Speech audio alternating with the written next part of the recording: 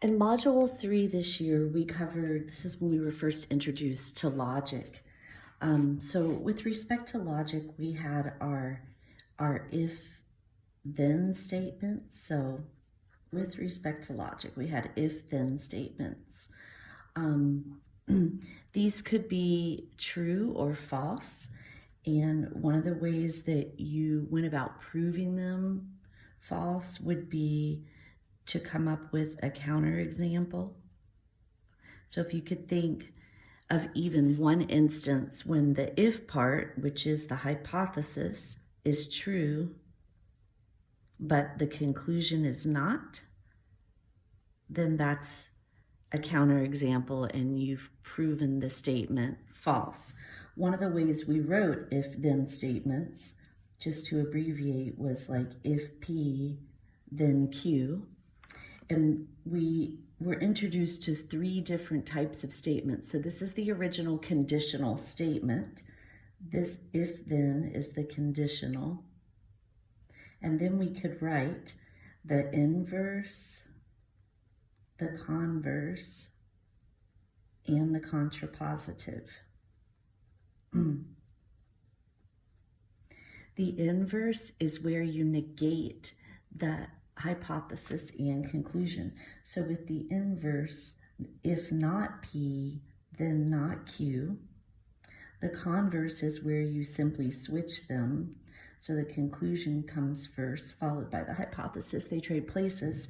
And the contrapositive is where you do both. You end up switching both statements.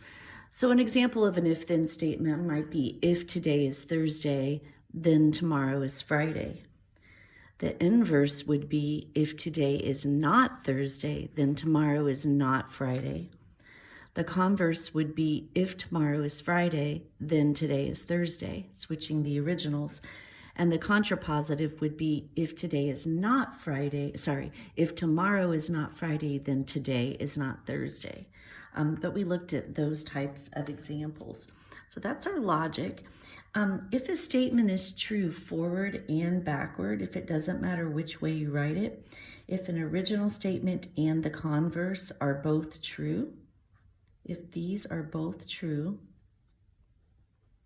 then it's biconditional, and we can represent that using IFF, meaning it's true forward or backward.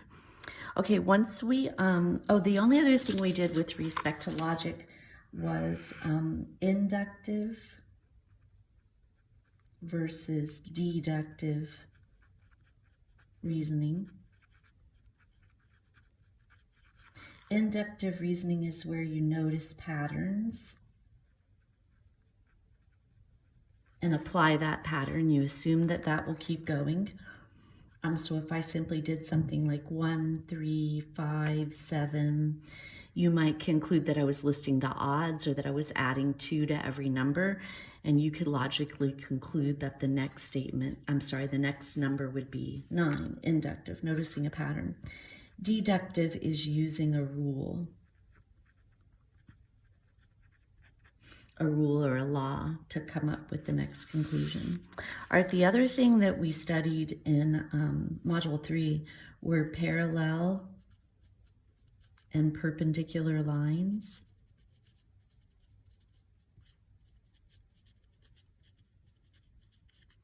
So parallel and perpendicular.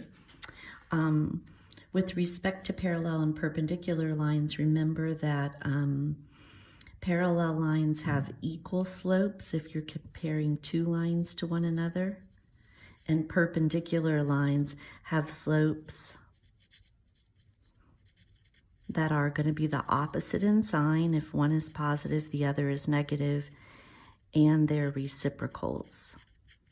And of course, all vertical lines are perpendicular to horizontal lines, and they have slopes of 0 and undefined, so the rule doesn't exactly apply there.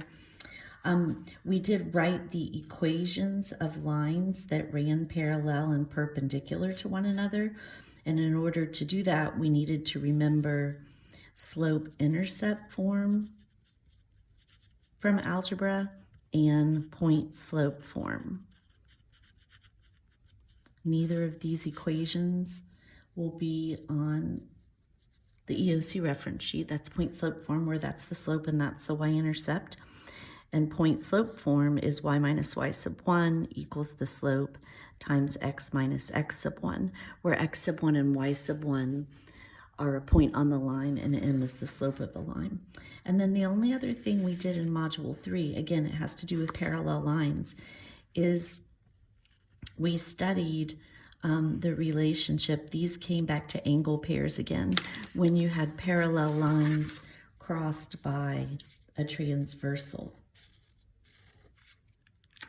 And all of these statements were if and only if statements. It works both ways. So if the lines are parallel, then you know these angle relationships are true. If the angle relationships are true, then you can logically conclude that the lines are parallel. And we generally just numbered our angles. And I can't list them all, but a couple of examples. So we had alternate interior angles. And these angle pairs are congruent when they're formed by parallel lines. An example of a pair of alternate interiors would be 3 and 6 or 4 and 5. These come in pairs. So let's just say 3 and 6. Those are congruent. We also had alternate exterior angles. So on opposite sides of the transversal, outside of the parallel lines. So 2 and 7 would be an example of alternate exteriors. Those are congruent.